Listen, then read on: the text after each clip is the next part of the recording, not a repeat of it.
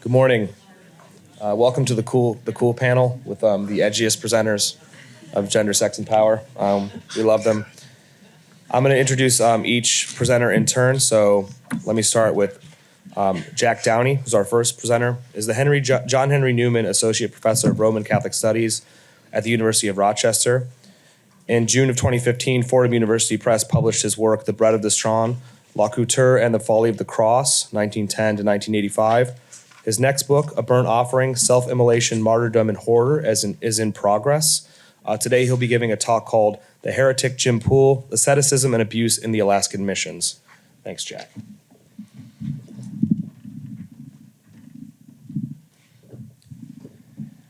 Thanks, Pete. And I'll just say, since I started working on this project, that second book is very much still in progress. It's like, that's saying a little bit. I just realized I'm feeling like I'm Chinese Irish Catholic, and so I'm not used to having feelings, and I'm feeling like quite nervous at the moment. But just to say that I think, like a lot of people presenting this weekend, what I'm going to read to you all is just like a little bit of a much larger project.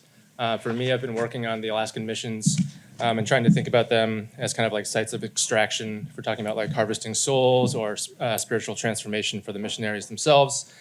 And like everyone here, I'm also like incredibly indebted to Terry because most of the material that I've been using for this part of the research was about 7,500 pages that Terry provided to me, which are not available to the public.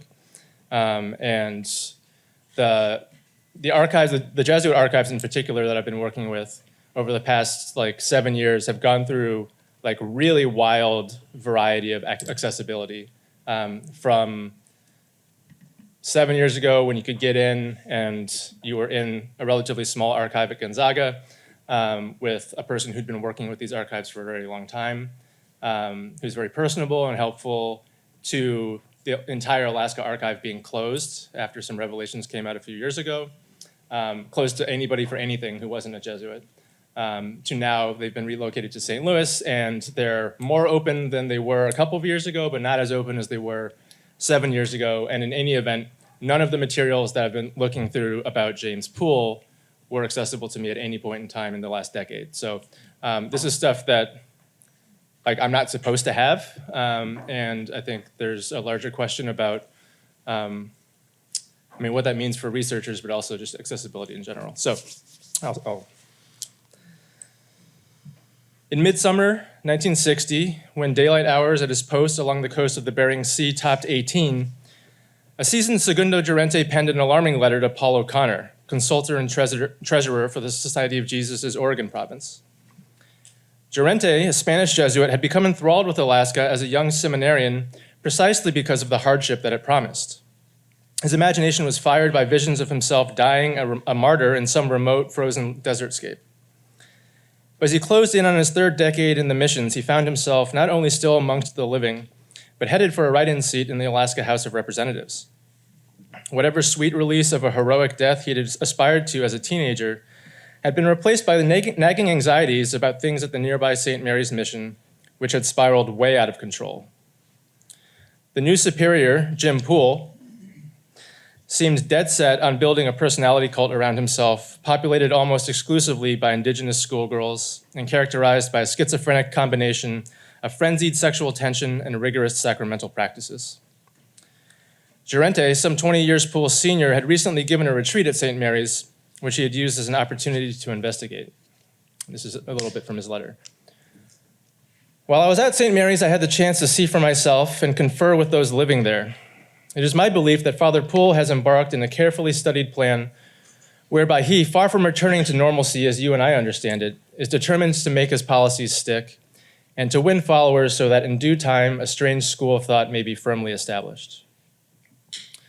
According to Gerente, girls were staying out way past curfew to crowd into his living room, sometimes as many as 40, and listen to records well into the night. They would sneak out and then back into their dorms to meet with Poole after hours, while Poole held private confessions in his residence.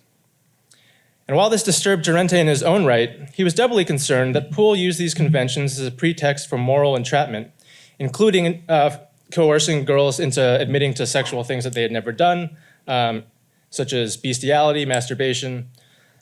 Durante chronicled a bipolar apparatus of psychological torture that Poole had built up around titillating children and then disciplining them, terrorizing girls in the confessional to such a degree that he, quote, leaves them in a state of terror as if a volcano had just erupted before them. Durante also outlined a systematic attempts to marginalize and undermine threats to Poole's unilateral authority in the mission by fellow Jesuits and Ursuline sisters. Durante, who it turns out was also an abuser, feared St. Mary's was becoming consumed by a fusion of desire and shame orchestrated by Poole for his own erotic gratification and power. Within a month after his initial letter, Durante's report to O'Connor, also an abuser, had circulated up the Jesuit food chain to the provincial Alexander MacDonald, who in turn notified the Alaskan mission superior, Henry Hargraves, also an abuser. MacDonald seemed predisposed to grant Poole some benefit of the doubt by at least nominally entertaining Poole's explanation that his alleged transgressions were the collateral damage of clerical innovation. MacDonald's quote, I'm very uneasy about the situation and feel there is danger in applying the latest pastoral techniques designed for sophisticated adolescents to simple natives, end quote. During his tenure in the mission field, starting in 1956, Jim Poole established himself as a creative, magnetic, and enthusiastic pastor who attracted parishioners, donors, and fellow Jesuits alike. He was also a serial sexual predator who transfigured these virtues into tools of manipulation. Poole abused at least 20 women and girls in Alaska, including a 6-year-old. In a 2005 deposition, Rachel Mike testified that Poole began grooming her as a 15-year-old while she was recuperating from a suicide attempt in the Nome Hospital in 1977. She's included in Doris's list. Within the year, Poole had given Mike gonorrhea, impregnated her, and pressured her into having an abortion while claiming that her father had raped her. At roughly the same time, Poole began a decade-long campaign of abuse against Elsie Boudreau, starting when she was 10. In 2004, Boudreau filed a civil complaint against Jim Poole, the Diocese of Fairbanks, and the Society of Jesus' Oregon Province as Jane Doe 1, which was settled for $1 million and contributed to the growing momentum of Native Alaskans speaking out about abuse in the Catholic missions. Ultimately, Poole became a leading character in a deluge of abuse allegations, with survivors numbering upwards of 300 that bankrupted both the Diocese of Fairbanks and the Oregon Province, as the Alaskan missions were increasingly revealed to be sites of profound violence. But the origin story of Poole's record as a clerical abuser in St. Mary's saw him theological worlds away from the hip Vatican II disc jockey persona that he would use to devastating effect in Nome a decade later. In the early 1960s, rumors circulated that Jim Poole had become, like, organ sounds, a Jansenist, whose arid spirituality mirrored the frigid landscape of the desert of snow. Catholic missionary imaginings of Alaskan wilderness as both harvest of souls and locus of their own spiritual salvation were borne out in letters, journals, and reports that they left behind, which often narrated ambivalent visions of the indigenous communities they were called to evangelize. This is beyond the scope of this, but the Sisters of St. Anne chronicles are filled with, starting in the late 19th century, very casual, and really like unsurprising if you study it historically, references to Native communities as savage, recounting stories of children running away from boarding schools to try to find their parents, but they're told in these like kind of like jovial, like isn't this funny ways. Parents trying to retrieve their children from boarding schools, and essentially being made fun of in the official documents. Life in the mission field presented strange challenges: psychological, spiritual, logistical, and culinary. In 1964, John Fox, also an abuser, wrote his bishop with an inquisitive note about the Lenten status of aquatic mammals. Quote, a few questions have been proposed to me at different times about the laws of abstinence. Are rats, beaver, otter, mink, and the like meat or fish? Fox, then stationed at St. Mary's, was an Ironman, a lifer class of missionary who maintained continuity while sojourning Jesuit brothers came and went. It was a hard existence, fraught with real physical danger and the ever-present noonday devil. Missionaries made their bones through suffering through harsh winters and flooded summers, often isolated from their peers and subject to the flux of inclement weather. As the 20th century marched on, increased access to modern creature comforts occasionally made life more dangerous for Alaskan inhabitants, native and settler alike, as traditional lifeways were replaced by more convenient but less robust mass-produced wares. Dog sleds were gradually replaced by single-propeller airplanes to speed barnstorming priests between satellite parishes, but it remained a precarious life nonetheless. In 1965, Alaskan Mission Superior Jules Convert penned an open letter to mission snow vehicle operators with a set of reminders of best practices for braving life in the bush. Quote, "In an emergency, keep cool so you won't freeze. Then think, relax, think. No matter what, for centuries people have lived and survived under the same conditions, so you can do it too." Now, there are many ways to acquire power within the society, which had grown to be a mixture of genteel and rugged, but the missions retained pride of place at the heart of Jesuit identity, a connection back to its primitive foundation and ancestral saints, whose litany was littered with names of brothers who traveled the earth to distant, strange, and dangerous places, objects of veneration, imitation, and spiritual communion. Their spiritual descendants, particularly those who took physically and psychologically demanding posts like those in rural Alaska, ranked high in the Jesuit pecking order in moral authority, if not institutional power. Compared to their confreres who taught in college or worked as administrative middle managers within the society, the missionaries were titans. And you see this also borne out in the circular letters from provincials through successive generations of provincials, where they're really like flattering the missionaries as like the real men of the society. Right? Their supernatural powers, as mostly priests acting in persona Christi in Alaska, was compounded by their status as evangelists, and that status was cultivated through suffering. From its foundation, the Society of Jesus peddled a charismatic social collateral that proved wildly attractive to a certain type of earnest young man who is attracted to the adventure fantasy of risking it all to harvest pagan souls for Christ. So by the turn of the 20th century, when much of the society had been institutionalized and domesticated, the active missionaries loomed large within Jesuit collective fantasy, even though their superiors increasingly found it difficult to recruit aspirants to the field.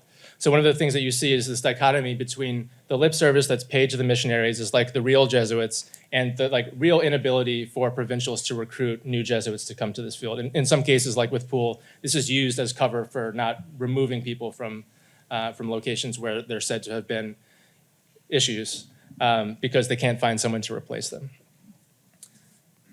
The Order's public relations apparatus adjusted to Alaskan frontier conditions with a proliferation of mission zines like the Hooper Bay Gossip, Arctic Circle, Bells of St. Mary's, and the Alaskan Shepherd. These periodicals were largely addressed to outside readers and potential funders who participated vicariously in the mission's enterprise from the comfort of their own homes in suburban parishes. Across the US, mission superiors would pen updates on local goings-on, a high school dance, infrastructure repair, the arrival of novice missionaries, a village fire. Alaskan missions seemed like incredibly combustible, if you look at the record. They're like always on fire. And Katie and I have theories about this, actually.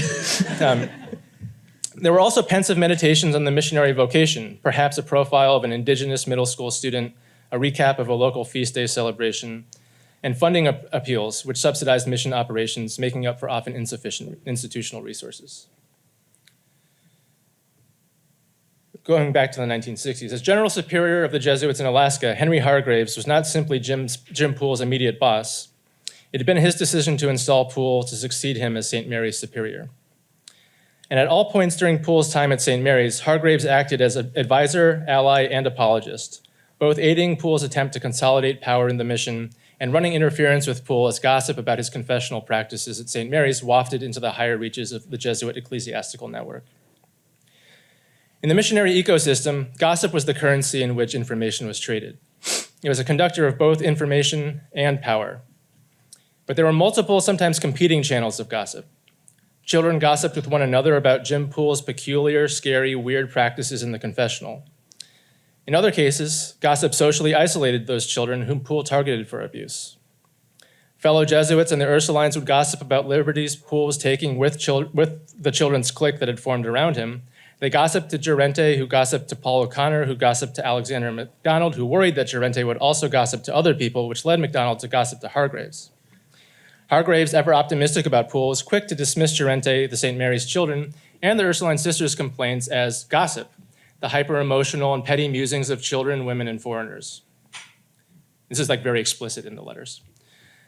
As Patricia Meyer-Spax has noted, gossip shapeshifts and is frequently practiced by the same people who decry it in others. Gossips are the subject of gossip.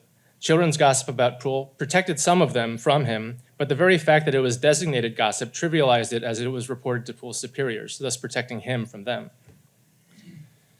Hargraves seems to have been consistently charmed by Poole throughout the several years that this controversy stayed live, more or less up to the point where Poole was finally removed from his post.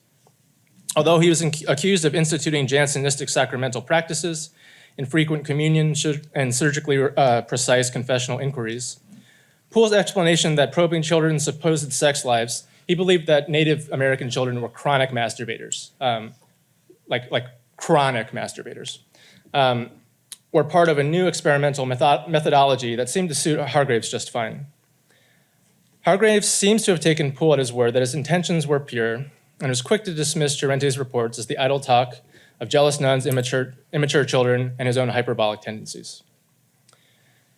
As consultor and monitor, Gerente's role was to be both custodian and disseminator of secrets, and he tasked himself with reporting rumors to his Jesuit superiors in a way that protected the anonymity of individual informants. But his seeming incapacity to have any effect on Poole's heretical campaign, what he considered to be a heretical campaign, he didn't use the word abuse, right? Soon sent Gerente spiraling, and this comes from a spring 1961 letter to Henry Hargraves. Quote, "It is slowly sinking in on me the thought that the superiors are fully aware of what is going on, why it goes on, and that they approve it all. Rome knows it, the provincial knows it, the bishops know it, and you know it. Father Poole repeats tirelessly that superiors know of it and approve of it, and I, for one, believe him. Mother Provincial listened to Father Poole and told the nuns that he was doing the right thing.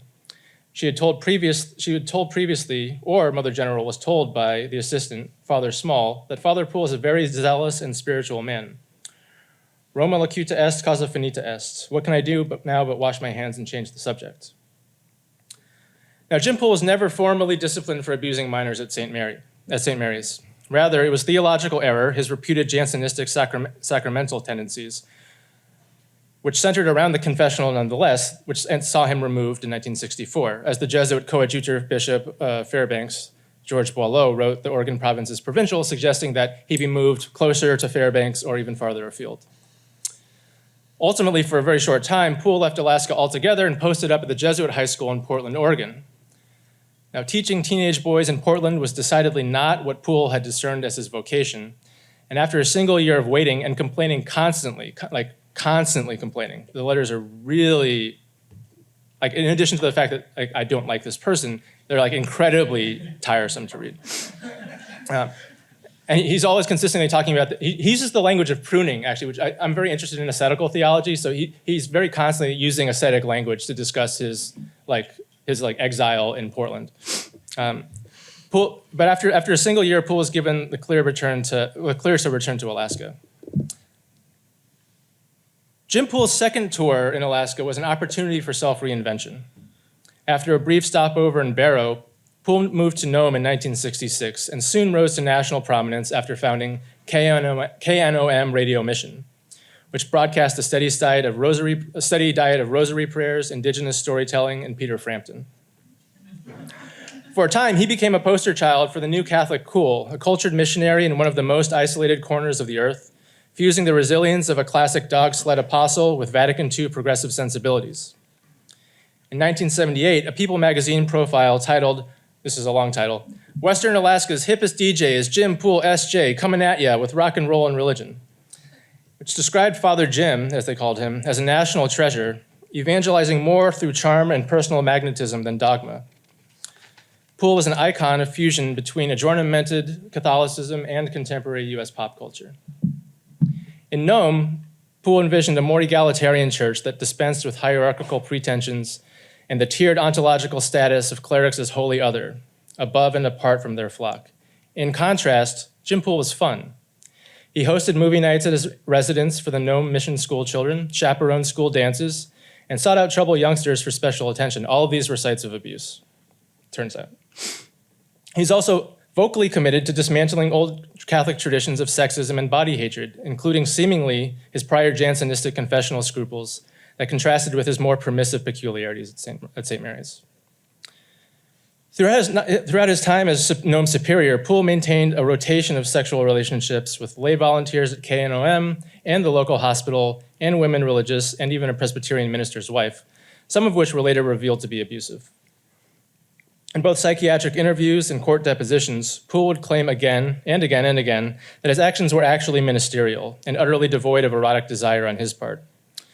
What his survivors called sex abuse, Poole argued, was actually, yet again, experimental tactics employed to try to push back against the misogynistic psychological conditioning of old-time Catholicism. He calls himself a feminist, right? He's pushing back against this old form of Catholicism that teaches girls to be ashamed of their bodies, to hate themselves, and to feel isolated and unlovable. Poole described his sexual activity as body-positive therapy. Although Poole continued to hide his history of child abuse, specifically child abuse in Nome, until his first public accuser, Elsie Boudreau, sued him in 2004, he would eventually suggest that this was, like his earlier defense of his abuse of Nome's Jesuit volunteers, essentially pastoral and altruistic. This is a quote from Poole himself in a deposition. When it, French kissing, was with Elsie starting at the age of 10, I found it a way of trying to get across how much she was loved, end quote. Boudreau recalled that, quote, he would tell me that he was my friend, that he was my brother, that he was my lover and my father. Now, the Nome version of Jim Poole is the most well-known in the public record, precisely because Elsie Boudreau and subsequent complainants decided to go outside of the Jesuit framework of reporting, right? There's material in the 1960s, some of which I've pointed to. There's material in the 1980s of survivors from 1960s. And then in the 90s, there are reports from KNOM volunteers and some other people who report Poole's misbehavior, abuse, et cetera, both in Nome and then during a sabbatical year in Berkeley, California. Ultimately, that gets him sent to the Servants of the Paraclete, but he's also returned to the mission field, right?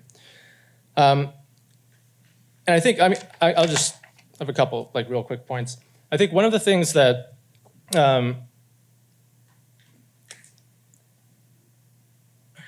really interested in. I think the reason why I was focusing on this time in St. Mary's is because I think on one hand, the time in Nome is more well known, right? It's been documented in a lot of ways. And I do think that the St. Mary's period is interesting to me, partially because I'm interested in ascetical theology, there's that. But I'm also interested in this question of how Poole uses theology as a vehicle for his abuse, right? So he's not just, I think with him, it becomes quite clear that he's not just manipulating people on an individual basis, but he's constructing theological apparatuses that allow him to abuse in two very quite different ways, in a sense. In both ways, he's kind of presenting himself as a pastoral innovator. In one hand, right, he's an innovator who's essentially, some of his letters sound like Antoine Arnauld, when in his defense of his quote unquote Jansenistic practices, when he just does not believe that it's possible for Native American children to receive communion outside of mortal sin unless they've received absolution immediately before communion. Even a 12-hour period isn't enough for them to not just be masturbating constantly. Therefore, he needs to have these incredibly exacting diagnostic confessional practices, right? A decade later, he's talking about himself as a feminist who's trying to dismantle Catholic traditions of misogyny by having sex with minors, And so this whole apparatus of theology, I think, is very interesting to me. And then, of course, I'm also interested in the Alaskan missions, partially because I think, as Marie mentioned yesterday, the kind of the normative boyhood of survivors, when we think of who the archetypal Catholic abuse survivor is, we're thinking of a white boy, and Katie knows this better than I do, but the Native missions were places of extreme violence, not just sexual violence, but all sorts of different types of abuse. And so I think one of my interests in this project is really looking at the way in which colonialism, specifically Catholic colonialism, also engenders this type of phenomenon. And then just one last thing, I want to read a real quick quote from a deposition. This is from a prosecutor's deposition of a former provincial, John David Whitney, in 2005. And I just become very fascinated by the the experience of prosecutors in this whole thing. And I think it might be like impossible to really research because they're not going to reveal much about themselves, I think, on a professional level. But this is a quote that I just found both very powerful and okay, so this is in relationship to Rachel Mike. Rachel Mike is one of the subsequent people to come forward about Jim Poole after Elsie Boudreau kind of like opens that door. The lawyers stating, basically, we're not only alleging that Father Poole molested Rachel Mike, we are alleging that there's been a massive amount of sexual abuse by members of the society, and with all due respect, Father Whitney, in Alaska. And it is not just sexual abuse of children, it's a massive amount of sexual misconduct. As you well know, this case involved massive sexual abuses by Father Poole against adult women as well. So we believe we're going to be able to establish there was a culture in Alaska that basically allowed priests in these villages to have sex with children, adults, dogs, cats, whoever they wanted to have sex with, and no one would stop them. And that's what we're alleging, that's why we're asking these questions. And I think there's just this like wellspring of material in these depositions that is disturbing and remarkable. So, thanks.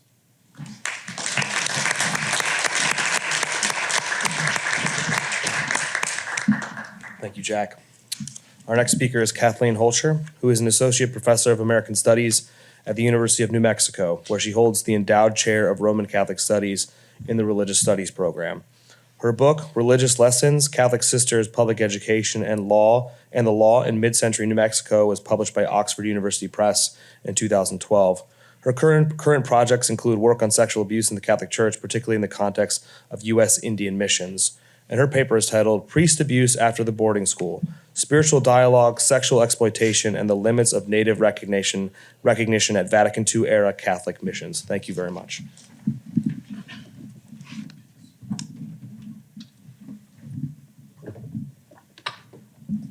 Jack, do you want your water? Stay hydrated. All right. I just want to say thanks to especially Kathy for getting us all together to have these conversations, and also to Terry for his endless generosity in providing this archival material, and just generosity on a personal level as well. And I also wanted to sort of give a shout out, because I think that it's really nice to be on this panel, particularly. Obviously, Jack and I are in conversation all the time about this stuff, but also with John, because John and I were both part of the Lived History of Vatican II project, which was now several years ago, that Kathy also, and Bob too, also brought us together for. And it's so apparent to me the way that project has informed my thinking, even as I've thought about other topics, and I think that it probably comes out in this paper. And so I just wanted to give a shout out, I guess, to your guys' kind of continual support and bringing us together for these conversations that sort of end up developing from one to another to another. And I don't have a PowerPoint, so hopefully I can keep your attention. We'll see. In 2008, a Lakota man incarcerated at the state prison in Sioux Falls, South Dakota, accused a priest named William Stolzman of sexually molesting him during the early 1970s, when he was between 9 and 13 years old. The man recorded details of what the priest did to him in a handwritten 6-page letter, which he shared with the prison chaplain, and which the prison chaplain deemed credible. In the letter, he recounted the first time Stolzman assaulted him on a camping trip. Quote, "We made a camp in a draw that had cedar trees in it.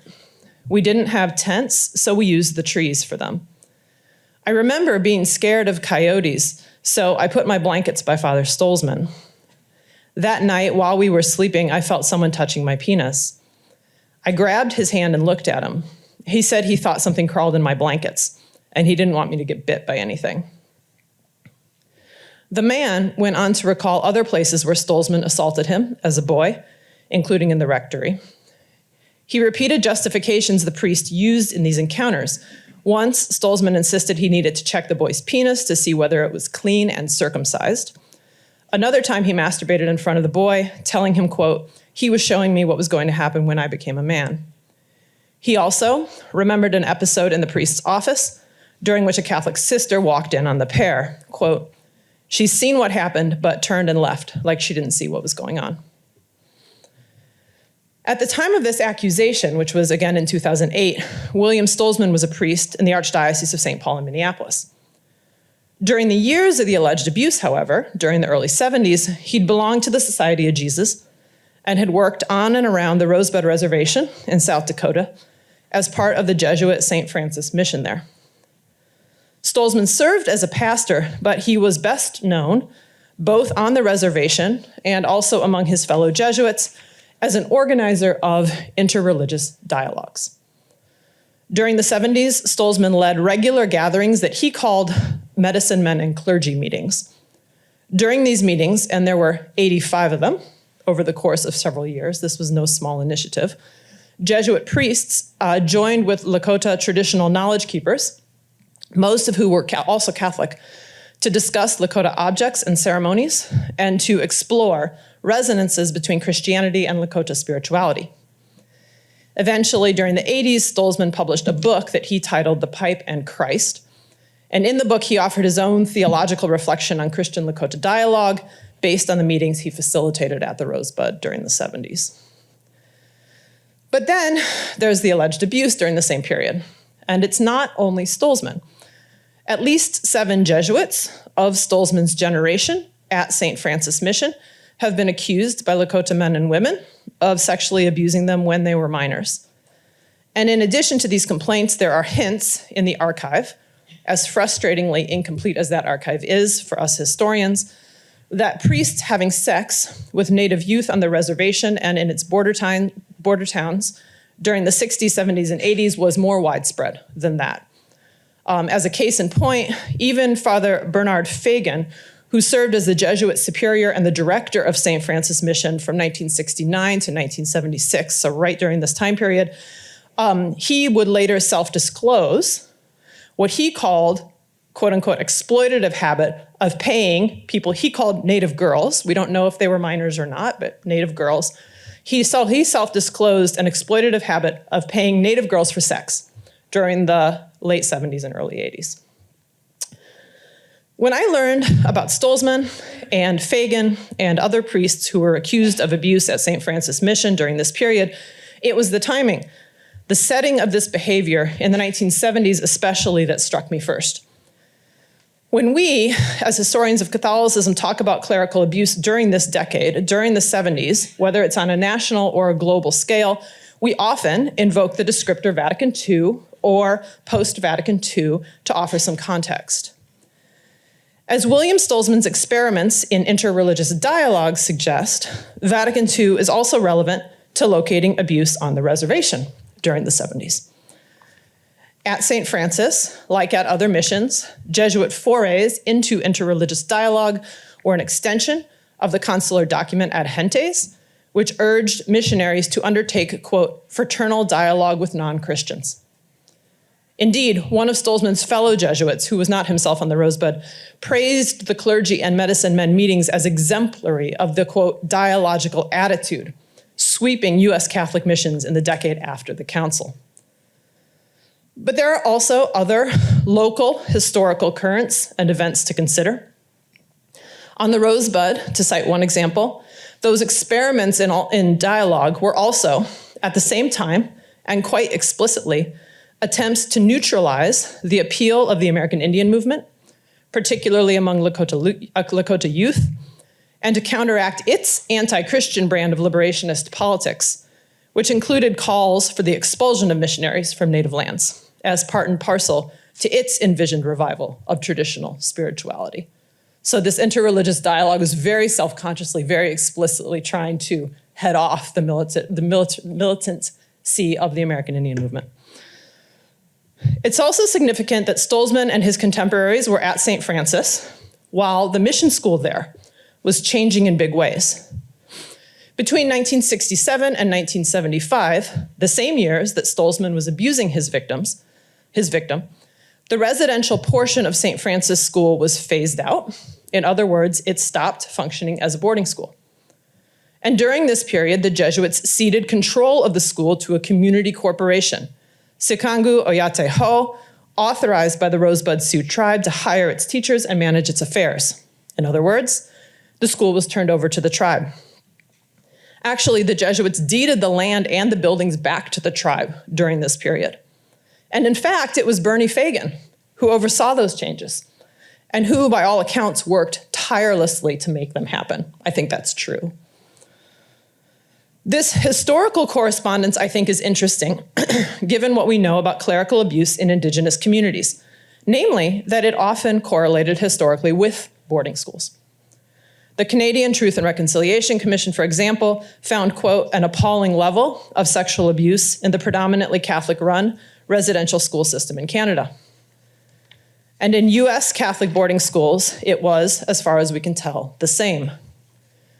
In South Dakota alone, 5 Catholic residential facilities, 4 boarding schools plus an orphanage, have been named by Native survivors as locations of clerical abuse. And that list includes St. Francis Mission School when it was a boarding school, which was between 1886 and about 1970. But the fact that priests were having sex with minors, and also I think it's important to add Lakota adults who were invulnerable in different ways, at St. Francis during the early 70s and 80s, during the 70s and 80s, suggests that clerical abuse on the reservation was a Catholic problem that outlasted the institution of the boarding school. And so, to begin to make sense of the problem, we need to resituate it and to consider it in relation to the new Catholic missions of the post-boarding school era. Now, of all the priests who have allegations of abuse from the Rosebud during this era, I only have access to partial files for a very few of them. I've been able to review part of Stolzman's personnel file, but importantly, not the part that actually correlates to his time as a Jesuit. The Jesuits won't give up his personnel file, right? Rather, I only have the part that correlates to his later stint as a diocesan priest, right? And it's frustrating, right? Because those clergy and medicine men meetings, there are hundreds of pages of transcripts of those meetings. And so I can get all the Stolzman I want in terms of the interreligious dialogue part, but I can't see his personnel file from when he was a Jesuit, which was for a long time. And then I have the personnel file for one other priest, a guy named Clarence Favre, who Jennifer knows about, who was not a Jesuit, but who abused during a stint working with the Jesuits on the Rosebud. So he was a diocesan priest in Minnesota, and he came to the Rosebud to work for a year and abused there. And I have his personnel file. But I don't have access to Fagan's personnel file. What I have for Fagan is because he was director of St. Francis, I have access to the St. Francis mission file. And he's all over that file in his capacity as director of the mission, right? Even though I can't see his personnel file. So anyway, it's from these very partial files that I've tried to build a picture. And so this is to say that any archive-based story that I'm telling here about abuse at St. Francis is going to be woefully incomplete, right? In the available files, though, I've noticed distinctive themes. And the theme I want to focus on here, the one that hit me hardest reading the files, is the seeming disjuncture between Jesuits listening to and amplifying Native voices in matters of culture and spirituality during this period on one hand, and Catholic priests and superiors behaving, especially when it came to sex, as if Native partners were by definition anonymous partners, and as if Native accounts of sex, if they did reach Catholic institutional circles, would fail to register as credible. Now, priests and bishops who act on the presumption that victims of abuse will not be listened to or believed is hardly exclusive to the dynamics of a reservation. We know that. I do want to suggest, though, that priests who had sex in the Rosebud trafficked in a shared sensibility, verging, I would say, on a consensus, that sex with Native partners was uniquely safe from scandal because it would remain anonymous. And I want to suggest, too, though I'm still working to flesh out this argument, that both priests and their superiors doubled down on a particular mode of dismissing Native victims, one that regularly cast them as uncredible narrators by emphasizing, big scare quotes here, by emphasizing quote unquote Indian dysfunctionality. And dysfunctionality here gets located amid different conditions, including poverty, sex work, alcoholism, and incarceration. Conditions that marked the lives of many Native people during the 20th century and still do today under colonial rule. I call this dynamic, this Vatican II era move toward listening to and celebrating Native culture on one hand, coupled with the reliance of Catholic leaders on anonymity and unreliability of Native people on the other. I'm calling this, for the time being, a, quote, Catholic grammar of Native recognition. When I say grammar, I mean a set of internal rules and implicit norms dictating terms under which Catholic leaders recognized or did not recognize Native people they interacted with. And when I say recognition, I'm thinking about how that term gets used by scholars like Len Coulthard, Audra Simpson, and Elizabeth Povinelli to call attention to how liberal settler states maintain their power via careful management of difference. Povinelli, for example, talks about the cunning of recognition to describe demands that liberal multiculturalism makes on Indigenous people. Quote, to provide a sensorium of cultural difference without subjecting liberal subjects to social conflict, no more or less is asked of the Indigenous subject. That's Povinelli. Now, of course, Vatican II and its emphasis on interreligious dialogue is not reducible to liberal multiculturalism. Neither, though, is it unrelated. And as with Povinelli's cunning of recognition, the Vatican II era Catholic grammar of recognition, as rooted as it was in consular documents like Ad Gentes, also functioned by elevating certain types of Native positionalities and Native voices speaking in certain ways on certain subjects to the exclusion of unruly Native voices, i.e. the American Indian movement, or dysfunctional Native people, who those in positions of ecclesial power could, and in fact needed, to ignore. Even as the medicine men and clergy meetings elevated a Jesuit position of listening to Native spirituality on the Rosebud during the 70s, then, the same grammar of recognition those meetings expressed enabled bad clerical sex, including sex with children, on the reservation at the same time. We find the dark underside of this grammar at work, for example, in the personnel file of Clarence Vavra. Vavra, as I said, was a diocesan priest from Minnesota who pleaded with his bishop to allow him to join the Jesuits at St. Francis during the summer of '75.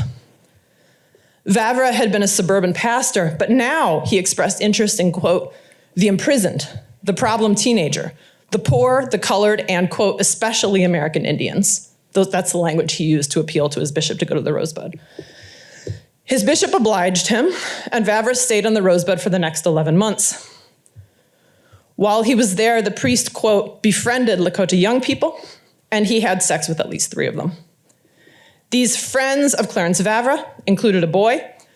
By some accounts, he was a teenager, though by others he was only 10, who stayed overnight in the priest's trailer on the reservation, and who, Vavra insisted to his therapist, quote, invited me to have intercourse with him.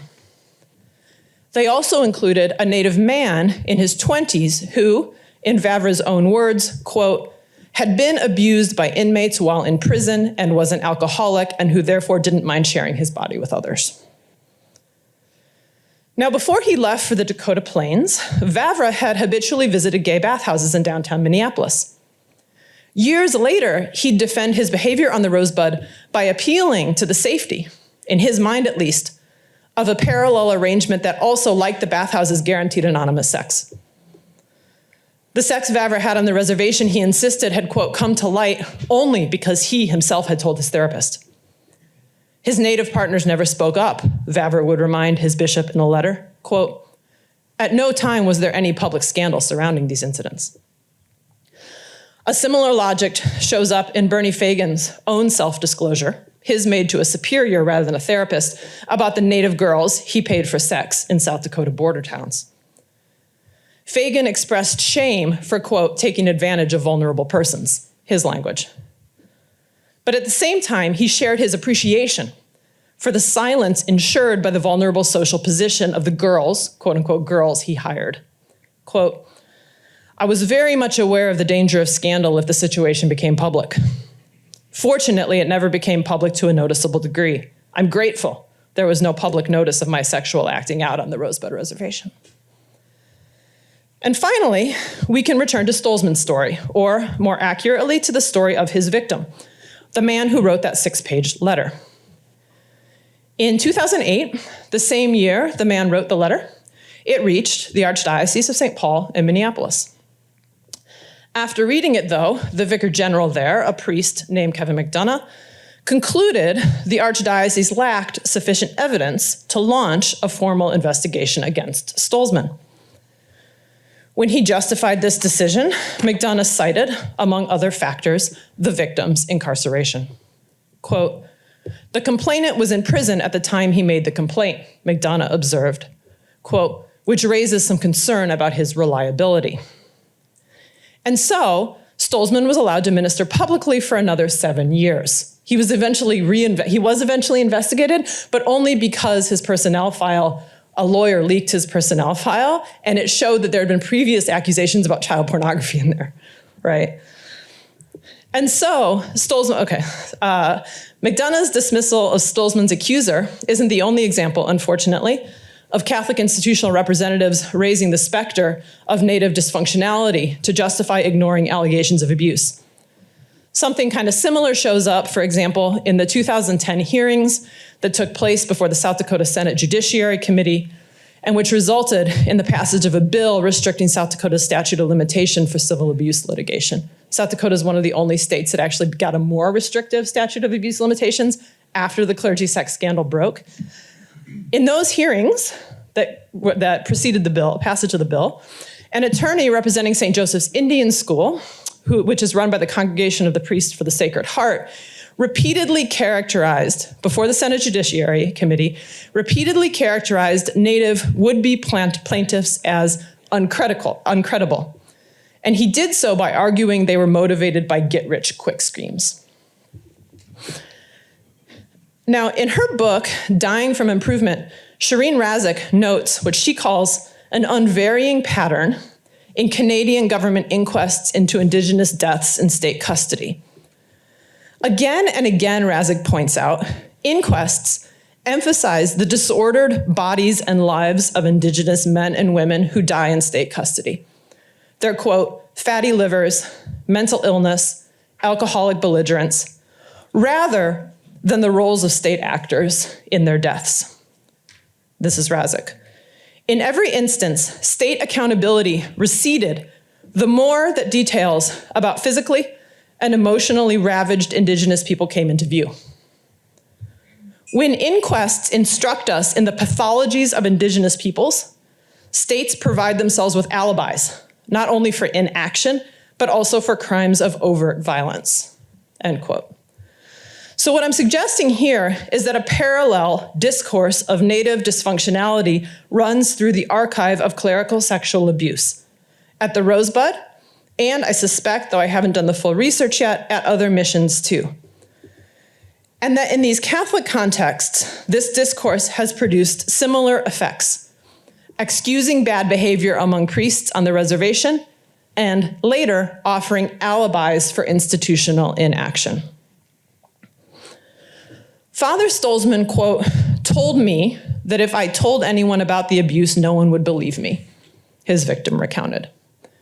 The priest was, it turns out, correct about that.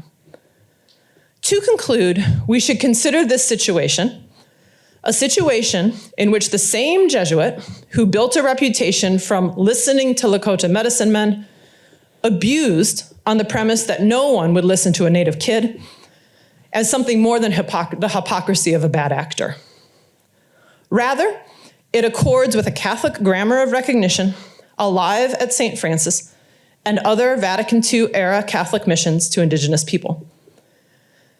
This grammar not only sometimes enabled bad behavior by priests, it also, and perhaps more devastatingly, enabled Catholic institutions to overlook clerical sexual abuse and exploitation in Native communities throughout the late 20th and into the 21st century. Thanks.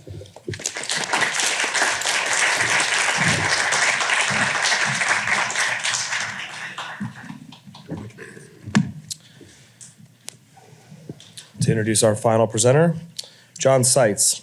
is an associate professor in the Department of Theology at Fordham University. He also serves as associate director of Fordham's Curran Center for American Catholic Studies. His book, No Closure, Catholic Practice in Boston's Parish Shutdowns, came out in 2011. With Christine Furr-Hines, he co-edited Working Alternatives, American and Catholic Experiments in Work and Economy, which is out with Fordham University Press in 2020. He has contributed a chapter titled Secrecy, Sex Abuse, and the Practice of Priesthood to the Rutledge Handbook of Religion and Secrecy, which is scheduled for publication just this week. Great timing. His paper is titled He Talks to Me, Exposure and Knowledge in Jesuit Sexual Abuse. And if John has a robust PowerPoint, I invite the panel to take a front row. Okay. I don't know how to define robust PowerPoint, but Jack's was one slide, so.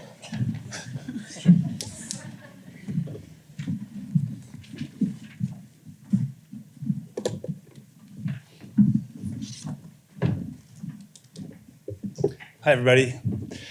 Thank you so much for being here, and I can't proceed without thanking the leaders of this group and all the members of the group. It's just been really enriching and terrific, challenging, and uplifting in a weird way experience to see the care, the tenderness, the thoughtfulness of everybody in the room all these couple of years that we've worked together. It's been heartening in a strange way. And so I appreciate all the work that everybody's done. And in particular, I would like to just single out Terry for thanks. Just how generous and creative and eloquent and precise his language has been is rooted so much in his deep understanding of these archives. And so it wouldn't have happened without the labor that he put into this over these many, many years. So with that, I'd like to get started. We've been hearing it all along. Survivors of clerical abuse, time and again, have been telling us that priests were special, elevated, that their power in church and society meant that they operated on a different level. This has been a key part of the answer to the question, how did this happen? It happened because of an unhealthy elevation of priests, because of clericalism. Rightly, scholars have mobilized tools to undermine, directly or indirectly, the patriarchal arrangements of 20th century Roman Catholicism that gave priests this kind of wide berth and deference. We've sought transparency, truth-telling, accountability. We've sought to lift up survivors, accompany them, respect the voices they were denied, hear them while exposing the hierarchy's many betrayals. This work, while perhaps not itself healing, is irreplaceable. There's more to be done. Other pathways, also likely not healing, but still helpful to follow. I want to ask what happens if we hear the narratives of clerical elevation in a different register. What if we heard them not only with the ears of memory, but also with the ears of history? In the register of memory, scholars are situated alongside survivors in the time after the abuse. In this time, the categories of clerical elevation are firm and clear indicators of brokenness and corruption, of hypocrisy and horror. The register of history, in contrast, tunes scholars in to the period before the outrage.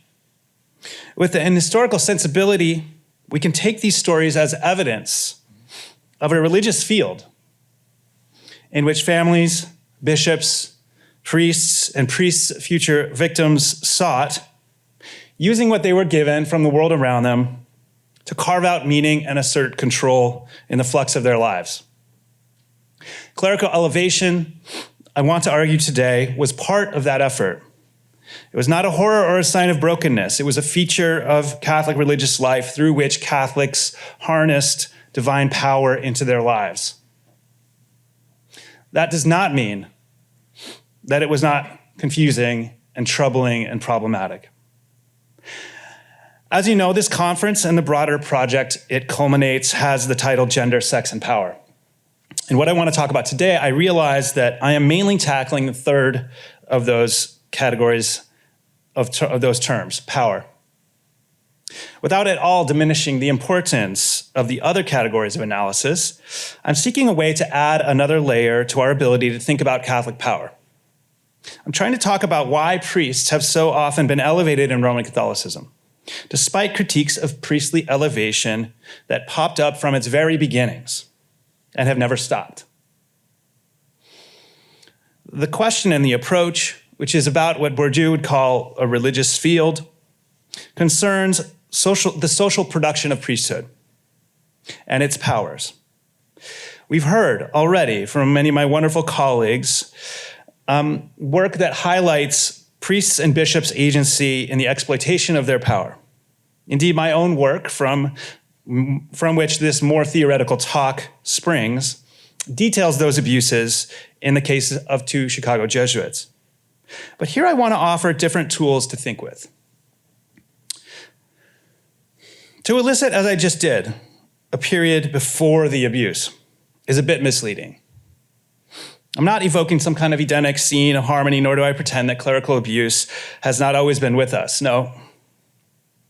But to listen to stories of clerical elevation with the ears of history is to discover a world in which priesthood was a site of ongoing community struggle. Priesthood was not simply the possession of individuals, as the magisterium more or less instructs, despite its gestures toward non-ordained priesthood. Priesthood, again, here I mean ordained priesthood, in which priests are understood to be unique mediators of the divine, was a fraught arena through which Catholics and others sought to understand themselves and their place in the world. This includes priests themselves and bishops, but also laity and non-Catholics also. As I will briefly describe later, they did so in ways that reflected their times and social conditions and contexts. But first I want to go a little bit afield to develop this different way of thinking about priesthood. Michael Pewt, a scholar of Chinese religions, challenges us to shed a long-held tendency to think about religions as a means of creating order. He posits that this way of thinking goes hand in hand with a distinction between modernity and tradition. In this model, traditional people, quote unquote, mold their lives and social structures to reflect a harmonious divine order. That's what religion does. It provides or presents a sacred order for people to follow. Modern people, in contrast, say that the cosmos is chaotic, not orderly, and modern religion and irreligion, too, are about people's management of that chaos.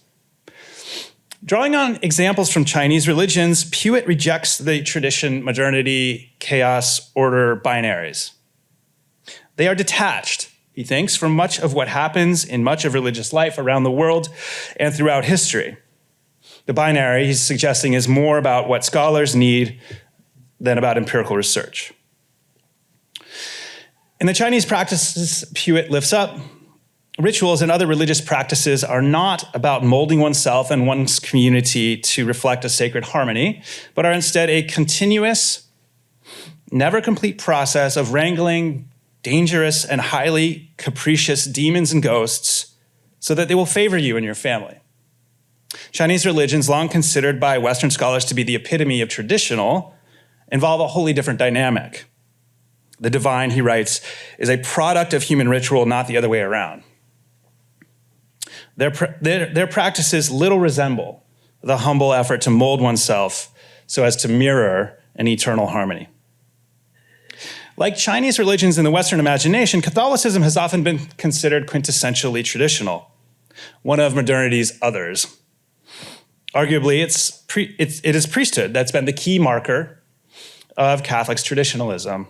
Priests embody everything that was backward about Catholicism: hierarchy, ritualism, materiality, excessive sacred presences. For various good reasons, we have come to challenge this traditionalist assumption when it comes to Catholicism. But we could do more than that. Like Pewt, we can reject the tradition-modernity distinction as it applies to Catholicism and priesthood, and see them, here Pewt draws on Bob Orsi, not in terms of the ends they strive for, but in terms of the messy, painful, and often violent relational processes of meaning-making they entail.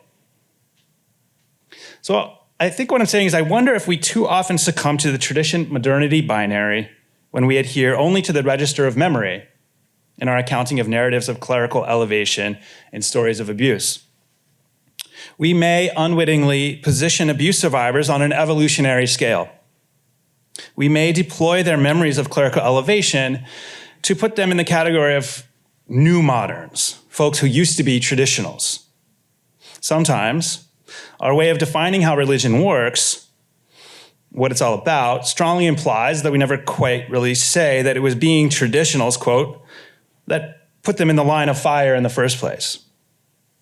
We apply the same kind of categories to them that Western scholars long applied to the Chinese, pliable, willingly, even unthinkingly molding themselves to the dictates of heaven, in our case, heaven as represented and mediated by the men wearing the collars. To be sure, this is the way many survivors describe things. As Anne Louise Reynolds, a survivor of Jesuit John Powell, wrote in a letter reporting her abuser in 1983, no one will be surprised that it was ignored by the Jesuits who received it. She says, "I've shed the spell of his charisma or magnetism, a fear of his power and sympathetic connection to him."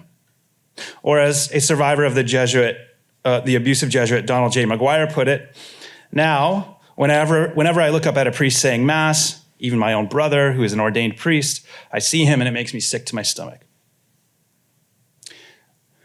We do not have to deny this description of things in order to add layers to it.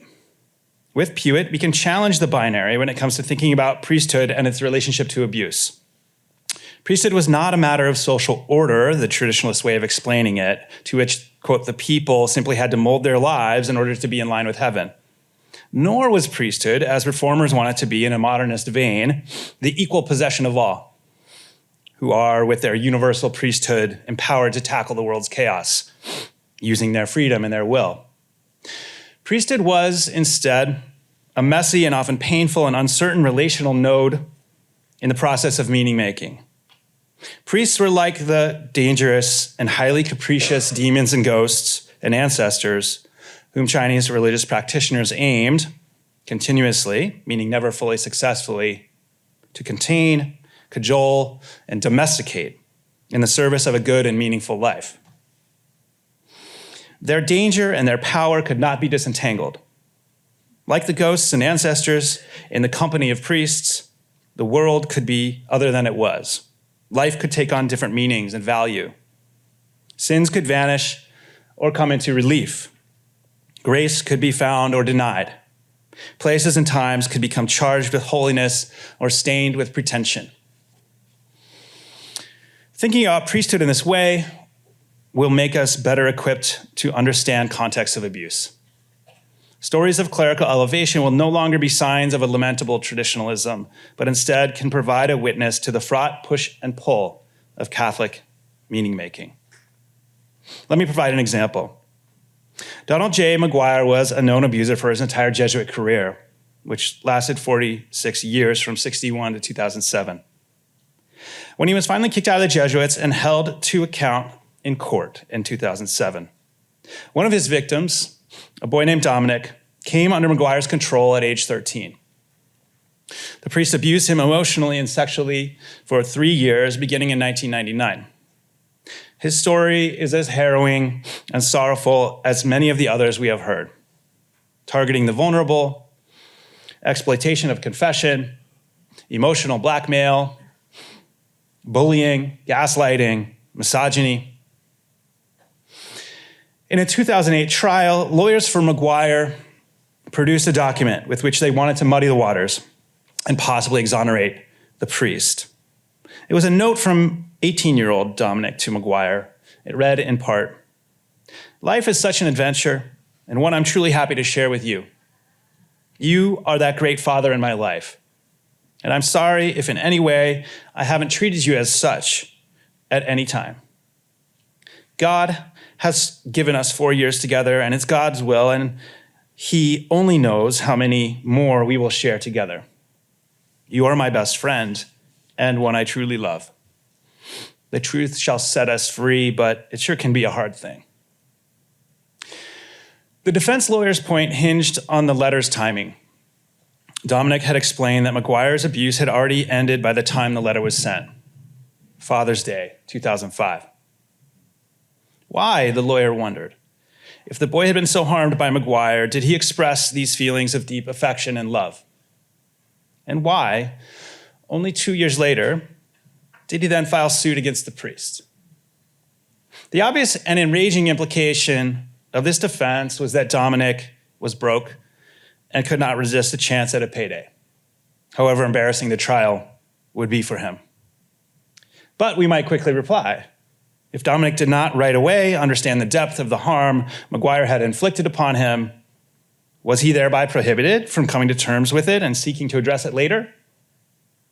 And in any case, a payday is the least he deserved after what McGuire and his fellow Jesuits had done.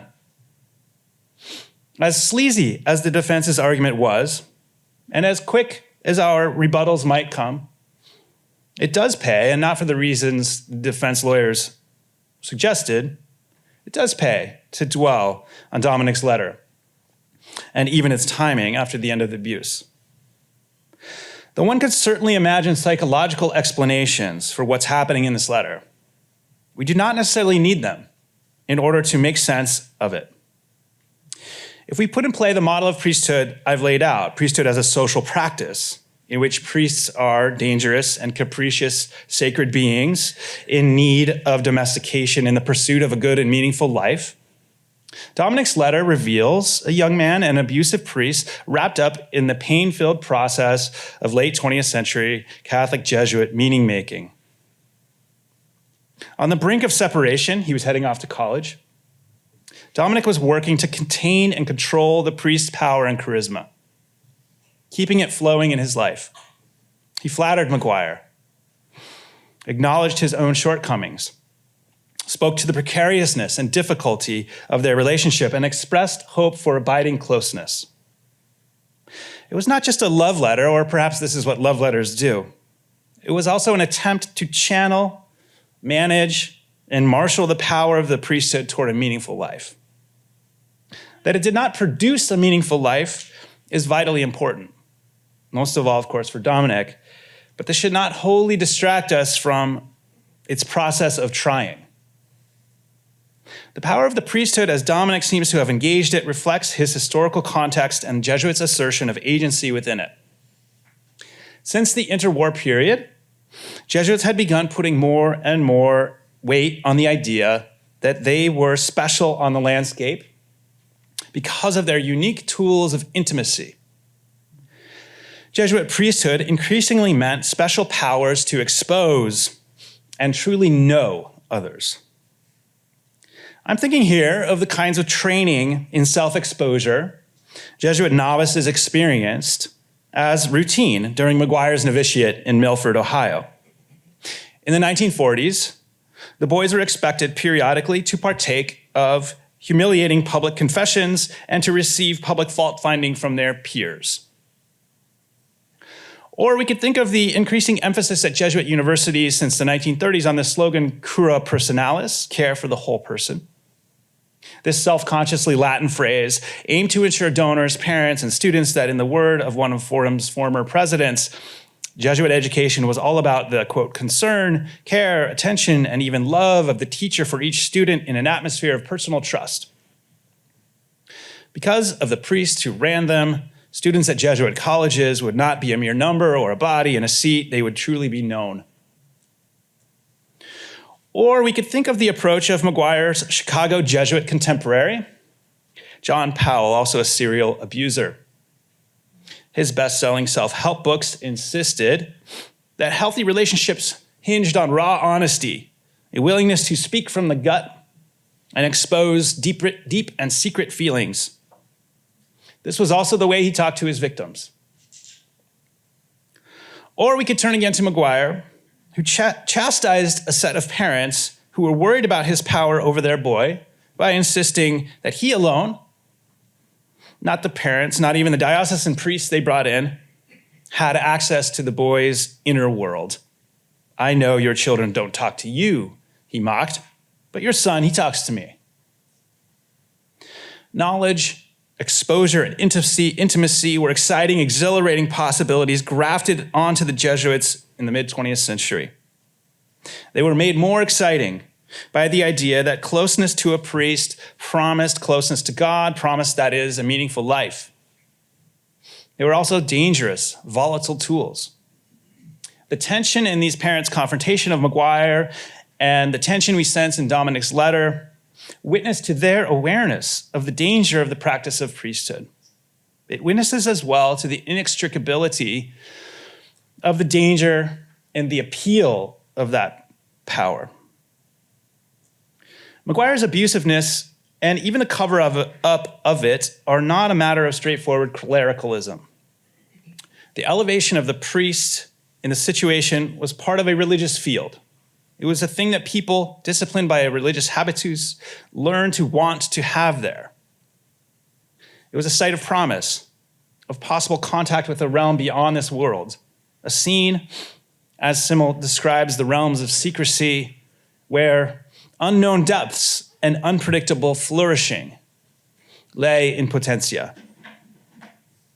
Just because it was inherited and reinforced by a community, it was quite obviously not less problematic, not less risky than the top-down idea of clericalism that traditional thinking about it might imply, where clerics offer order and people mold themselves to it. The danger was built in. To some degree, the danger was the point. We know from the continuously contentious history of priesthood, they were never not both highly revered and highly suspect. That Catholic practice entailed endless work to domesticate a troublesome sacred domain. The reason for working towards this new understanding of priesthood in the context of a history of sex abuse is to create the possibility for better answers to the question, how could this have happened? Clericalism is a start, but only if it's reframed as a part of a push-pull dynamic in a wider religious field in which people seek out powerful religious beings, but not simply to acquiesce to them or mold themselves to them, but to attempt to cajole, harness, and wrangle their powers toward the possibility of a meaningful life. Such analysis secures survivors and their families more fully in a recognizable scene of religious relationality. Thanks, everybody.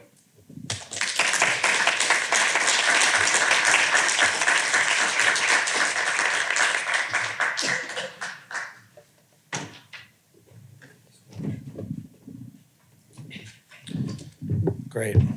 We've heard three remarkable papers that I think are all transformative in their own ways. Thank you so much. The floor is now open for questions.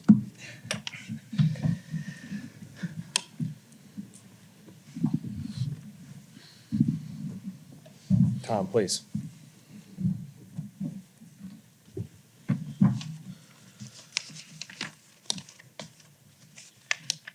Thanks. Is this working? Yeah, okay.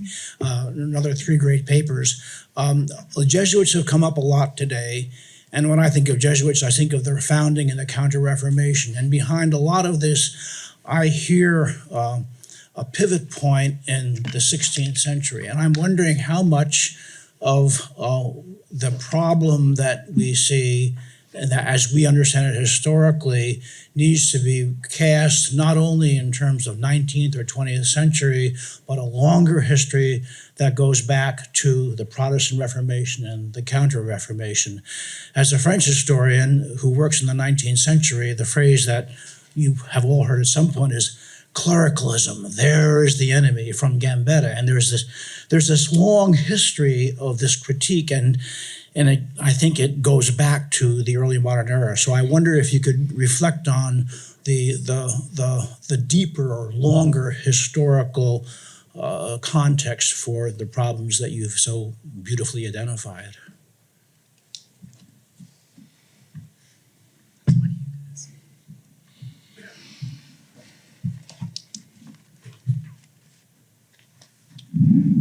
Thanks for the question.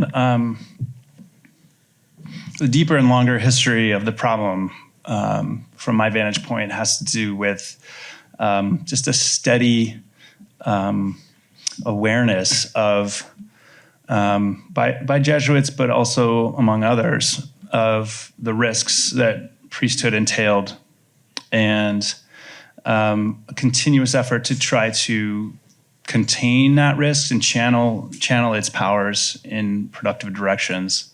I do think that Jesuits, when I outline sort of their sense of exposure or special access to souls, I think that is a product as well of this period. It's not just an invention of the 20th century, but it's something that their particular their own internal practices of discipline and imagination and self-discovery sort of empowered them or gave them confidence in the concept that they likewise could deploy those same tools in a wider field.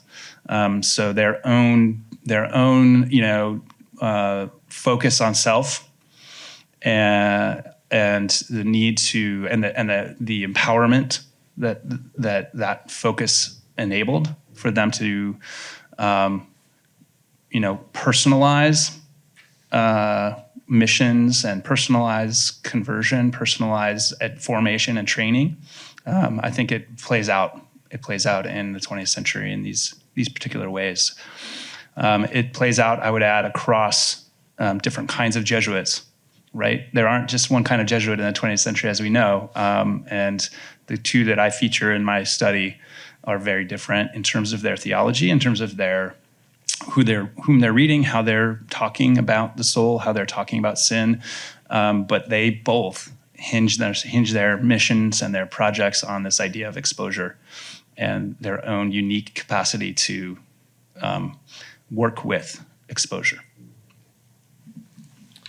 I got the next question from Bob, and I've noted Gail and Ramon too. So Bob, please.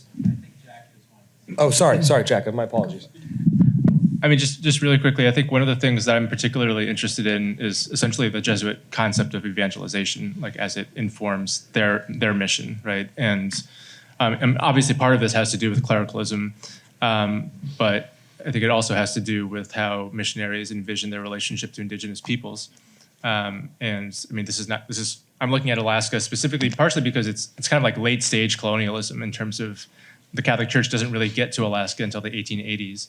And yet you see kind of like habits of relating to Indigenous peoples that are, pre-existing in a way where you have, on one hand, this like imagining of Alaska as a site of like harvesting, right? And they use the language quite frequently still in the late 19th century.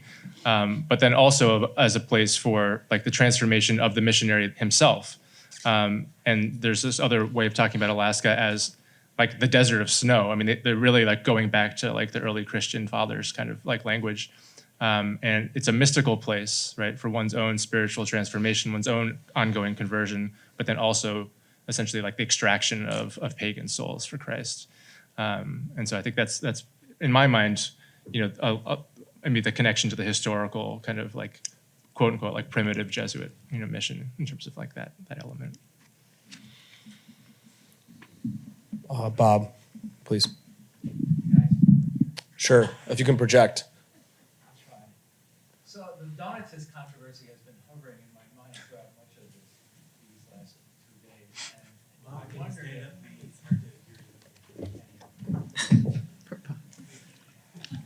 Roaming mic. There we go. after that I can go to Gail and then to Ramon. I got it. So the Donatist controversy has been much in my mind. I think, Tom, that you're looking for the really long Catholic context. I mean, John, brilliant paper. All these papers were incredible, but I wonder if it wasn't St. Augustine and the Donatist controversy that sets the tension that John is talking about loose in Catholicism, which from this point on, Catholics have to face the struggle of dealing with the possibilities of holiness in the hands of corrupt men. And from this point on, it works itself out in different ways, and it's handled in different ways at different points. You could look at the Gregorian reforms of the year 1000. You could look at the Tridentine reforms of 1563. That whole period, each time it's a new working out of the Donatist tension, it seems. That's a great point.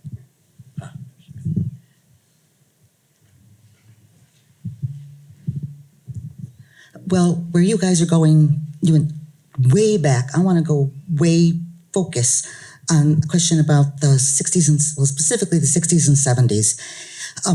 First of all, the papers are just blowing me away, so forgive me if I'm incoherent. All of you spoke about various movements. Interestingly enough, I know you have a bigger corpus and things that you're writing about.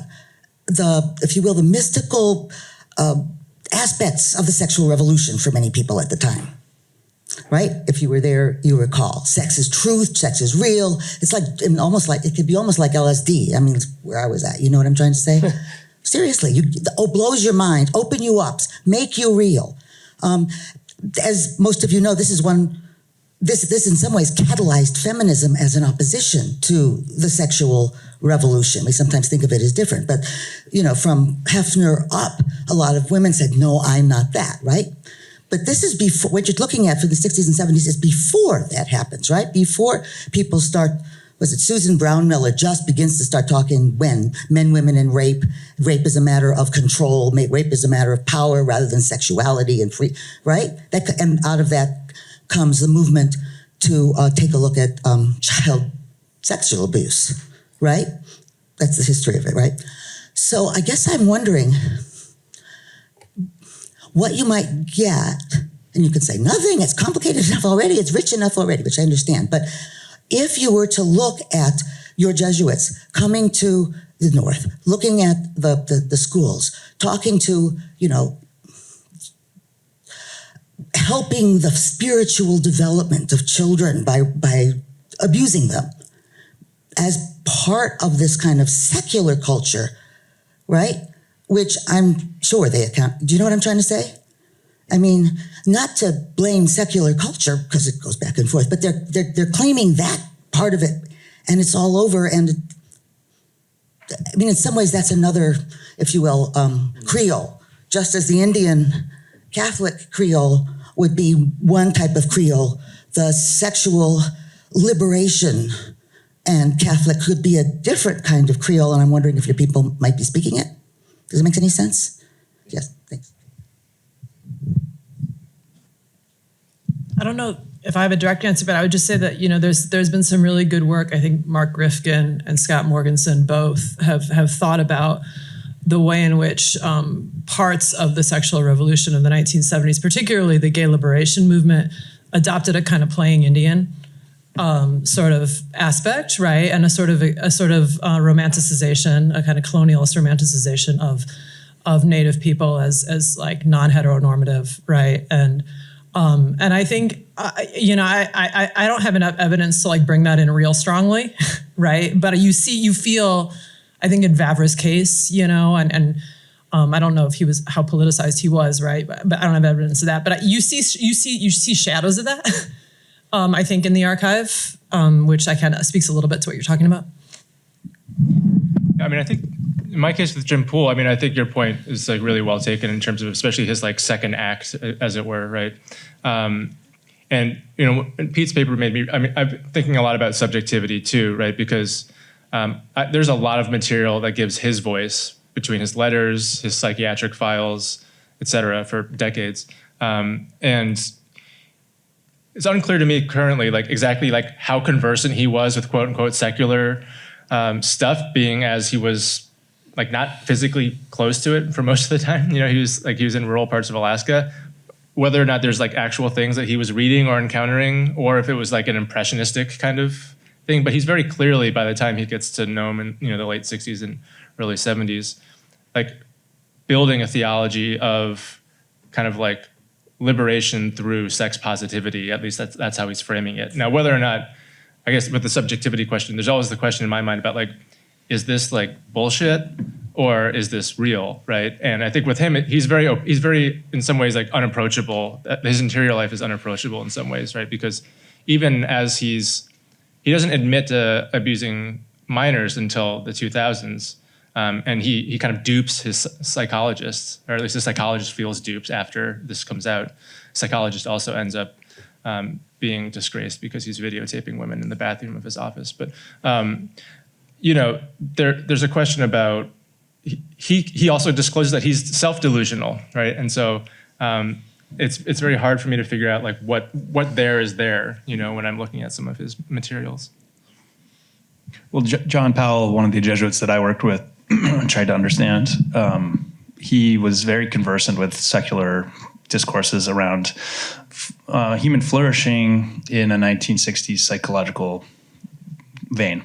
So, and he sold millions of books on that theme with a very, very light touch of Catholic theology in the mix.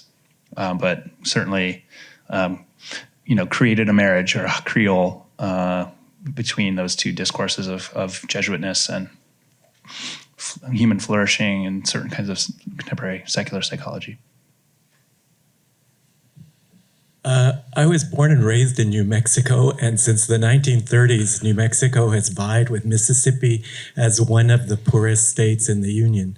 And the question I had really was, where is tribal governance in at least in the contemporary period, at least since I was a child? The tribal governments are incredibly powerful in terms of who can enter the, for example, the Navajo Nation or the Apache Nation and the reservations or the pueblos themselves. And so I was wondering whether any of the victims ever came forward to their tribal governance or the tribal governance with the children that were at the boarding schools had any impact in terms of litigation, because I find it strange that the tribal governance isn't there, at least in your papers, and so I wondered what's happened to tribal governance in the period that you're looking at. I only know of one example of a lawsuit going through tribal courts, and that was on Navajo. And it ended up, there's actually some interesting documentation from that lawsuit. It ended up settling, and so it didn't go all the way through, but there were some preliminary stuff written by the Navajo Nation Tribal Court about it. That doesn't directly answer your question, only to say that that's the only example that I've seen, and it's not from South Dakota, it's from Navajo Nation. Great. We're approaching time, but we have two more questions. So we're going to take... We have two more questions, and then I also just want to alert the members of the working group that we're going to take a group photo. Remember, this is the first time we're actually all we're all present together, which is amazing. So after this session ends, if you would just go over out there, and Terry will take a photo. So I did get your text. I was going to announce that. Is it okay if we take both questions in succession, and then we'll let each panelist say something to conclude here. So 2 questions and then a final comment. Thanks. Okay, I try to be short, and thank you for your incredibly rich papers. I want to focus on the concept of power, but then try to connect it to the concept of recognition. So I think, the concept of power can mean domination, but it can also mean or be connected to empowering and connected to be authority. And I think the confusion of one's position of power with domination creates all this problem. And I believe that there is a kind of a weird exchange economy going on. I grant you access to me, says the priest, in exchange for my satisfaction. I give you something, you give me something. Unconsciously, perhaps subconsciously, maybe not so subconsciously. And I think that creates the problem conceptually too. And I would like, John, you to say a few words about that, whether that makes sense from your research. Yeah. And I connected now to the question of recognition. I want to push back a little bit to Coulthard and the critics of the concept of recognition, because I think they rightly critique a particular understanding of recognition that, again, is domination, that in fact is misrecognition. or veiled, disguised as recognition. But there must be a constructive relational concept of recognition that we today associate with mutual recognition. And it really is important in all these relational, John, you say intimate or whatever, relational constructions of the power of the priest in relation to what? The children, the women, the savages, whatever they call them. They are always asymmetric relationships that they create or presuppose or construct. And I believe there must be a way to speak of asymmetric relationships that are still grounded in mutual recognition. That seems to me the challenge that we have. And there is literature like Jessica Benjamin from a psychoanalytical perspective who work on that. And I mean, I'm more interested in the critique of misrecognition than in this constructive version. But I just want to point to the fact that power can mean mutual recognition or be grounded in mutual recognition. Not every recognition turns out to be misrecognition, I hope, at least. Could you comment on that? We'll take our second question and then we'll conclude. Yeah, sorry, mine will be hopefully brief, but I was struck by what Ramon said about the tribal governance, and particularly with Jesuits, one of my questions was about if we rely on if we rely on government agencies, law enforcement, et cetera, and what role do Jesuits in particular have that's different? So in other words, we talk about, I've heard a lot about that Jesuits seem to be a little bit more closed off even than dioceses in terms of revealing information. But it also did strike me that Jesuits are not just in parishes, right? They're running schools, they're running law schools, they're running medical schools. And I wondered just really briefly about some of the power outside of the church community, but also in the community that Jesuits in particular hold to keep these secrets. Most pronounced particularly in Indigenous communities, but maybe in many communities where Jesuits are engaged. Kathleen, when you were talking about South Dakota statute of limitations, I'm guessing that wasn't because of the churches there, it was probably because of the missions that were there, that changed. And it got me thinking a little bit about the unique power that Jesuits hold in the secular world.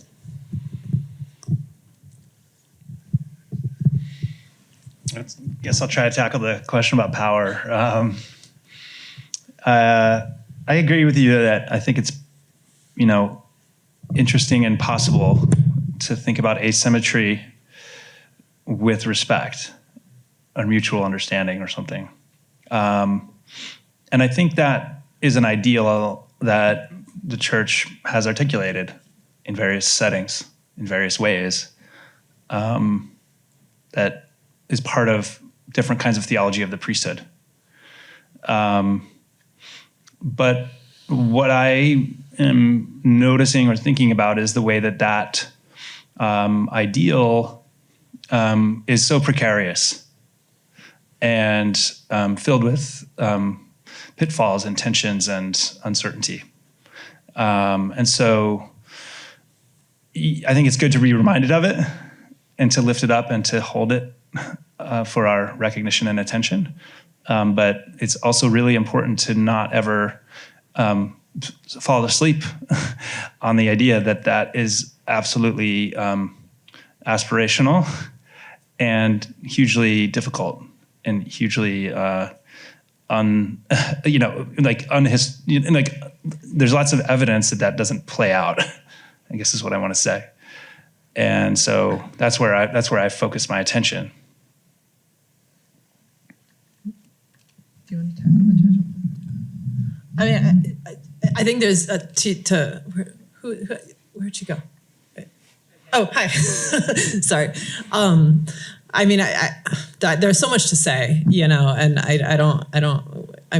I'll just say like a very small thing right now. But to me, like one of the things about the Jesuits that's so interesting is not interesting, troubling, frustrating is their archives around missions on one level are so well organized and transparent relative to other religious communities, right? And there's all these initiatives.